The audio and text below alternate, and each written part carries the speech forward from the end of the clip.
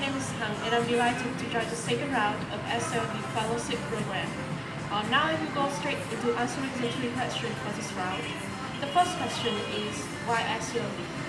There are two main reasons for my application. First, SEO-V is a unique platform for my personal development and career advancement. And the second is that SEO-V really aligns with the philosophy of life that I follow. It is to be better for society good. Doubtlessly, SEO-V brings a second-to-none environment for students to grow our attitudes, knowledge, and skills, and also our career path. By putting fellows in a real professional working environment through internship at leading companies, SEO-V dares us to step out our comfort zone to take up real challenges that we will face in future career. However, our journey is not alone because the program also brings up a very talented and decent network of people and partners as well mentors, so that we can fully uncover our potential.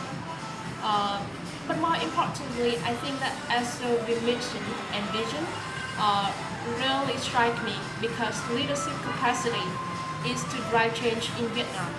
I have always striven in the belief that leadership and achievement should never be a means to power, but instead the pathway to become a better version of yourself and then have the community.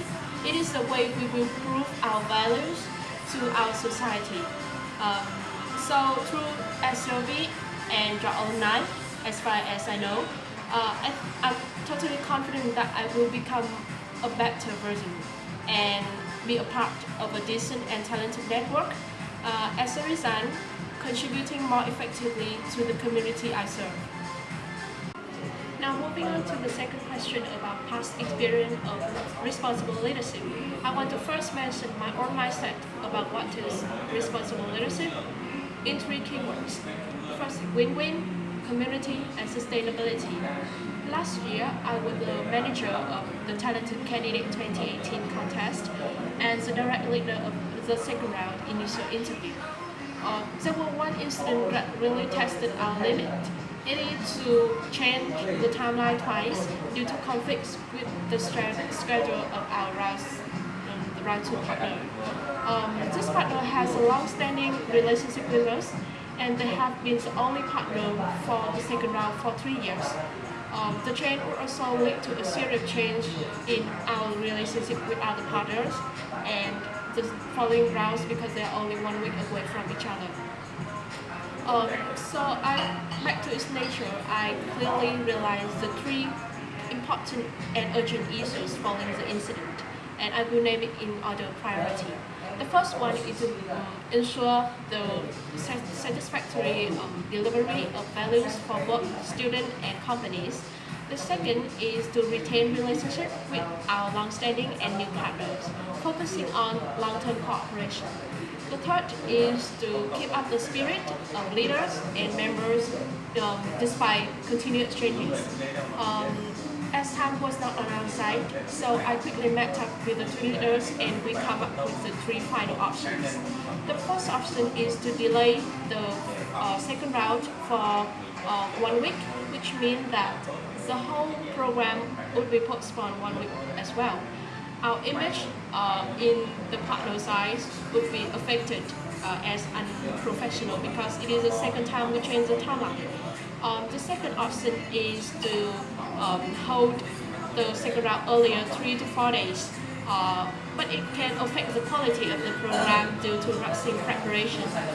The third option is to change our partner, but it will affect our relationship with the long-term partner and smash our image.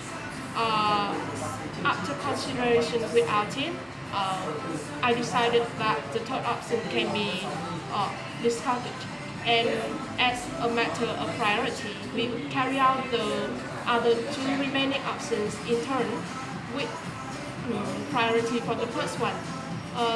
So what we do need a fast and tactful action.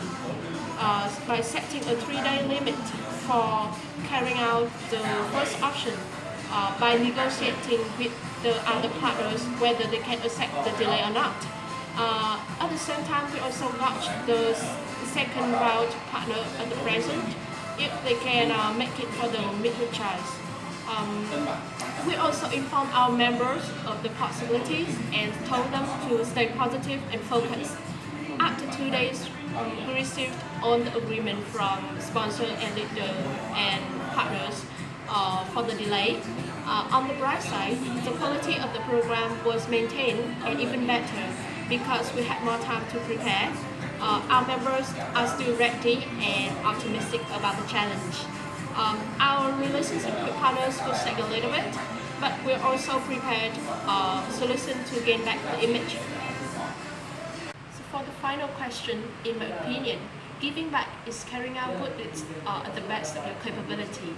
It happens as a matter of fact, without any yelling or telling to do so.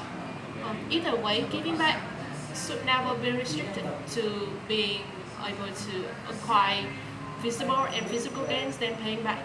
As a child, giving back might be obeying your parents and behaving nicely to the surrounding. But as an adult living independently, giving back should be taking good care of yourself, your families, contributing to the place you work and the society you live in. Through SEO-V, the areas I might give back should include, but never limited to, firstly, the next generation of SEO-V and Vietnamese youth by being a dedicated fellow and alumni, introducing this program to not only students but also the companies in the future.